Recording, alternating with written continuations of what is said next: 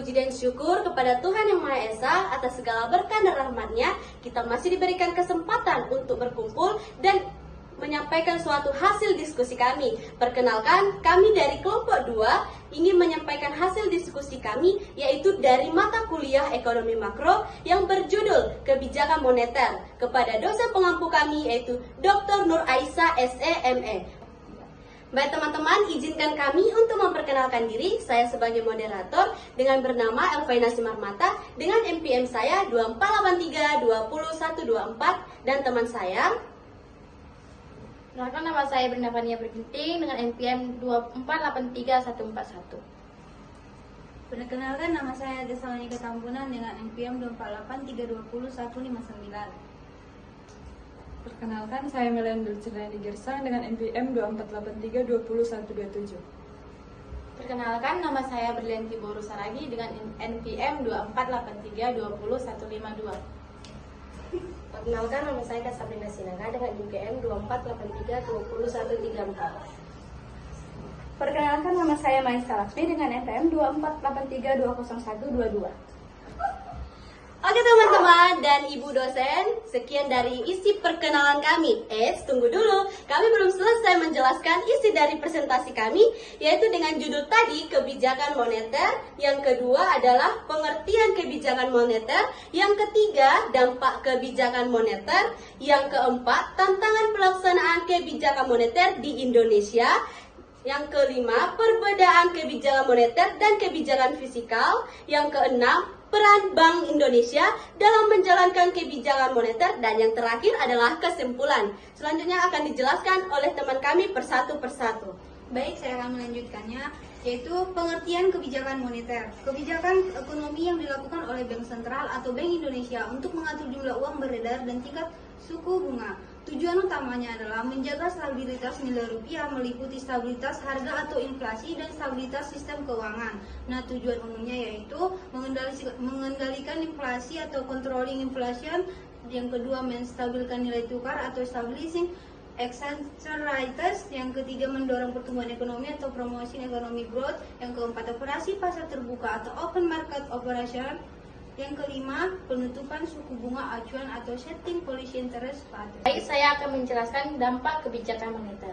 Mengendalikan inflasi. Kebijakan yang tepat menekankan laju inflasi, menstabilkan nilai tukar rupiah, mengatur uang beredar dengan suku bunga untuk menjaga stabilitas nilai tukar. Yang kedua, mendorong pertumbuhan ekonomi, kebijakan ekspansif atau penurunan suku bunga, merangsangkan investasi dan konsumsi. Yang ketiga, mengurangi pengangguran, peningkatan investasi dan pertumbuhan usaha mencapai lapangnya kerja. Yang keempat, menjaga stabilitas sistem keuangan, memastikan sistem keuangan sehat dan Tantangan pelaksanaan kebijakan moneter di Indonesia. Fluktuasi ekonomi global atau krisis global, kenaikan suku bunga The Fed, ketegangan geopolitik mempengaruhi nilai tukar, arus modal, dan harga domestik. Ketergantungan pada barang impor, pelemahan rupiah meningkatkan harga impor, menyebabkan inflasi dan menyulitkan pengendalian. Koordinasi dengan kebijakan fiskal, kebijakan moneter dan fiskal harus selaras untuk menghindari pertentangan. Perubahan perilaku masyarakat dan dunia usaha. Respon terhadap perubahan suku bunga dapat bervariasi karena faktor kepercayaan atau ketidakpastian.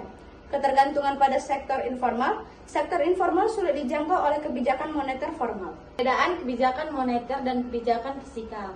Kebijakan moneter, pelaksanaan bank, tujuan mengatur jumlah uang beredar dan suku bunga untuk stabilitas ekonomi atau inflasi, nilai tukar instrumen, suku bunga, operasi pasar terbuka, cadangan wajib minimum. Kebijakan fiskal, pelaksanaan pemerintah, tujuan mengatur penerimaan atau pajak dan pengeluaran negara untuk mempengaruhi pertumbuhan ekonomi dan kesejahteraan. Instrumen pajak, subsidi, belanja infrastruktur, anggaran negara.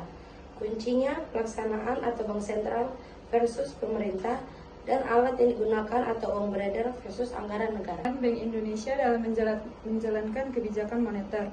Yang pertama, menetapkan dan melaksanakan kebijakan moneter, yaitu menentukan arah kebijakan moneter atau suku bunga acuan jumlah uang beredar untuk menjaga stabilitas nilai rupiah dan inflasi.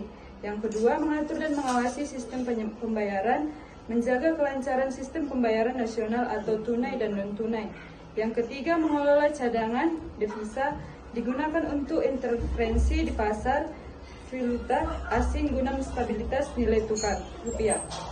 Yang keempat, mengawasi likuiditas perbankan, mengatur giro wajib minimum atau GWM, dan operasi pasar terbuka untuk memastikan sistem keuangan sehat.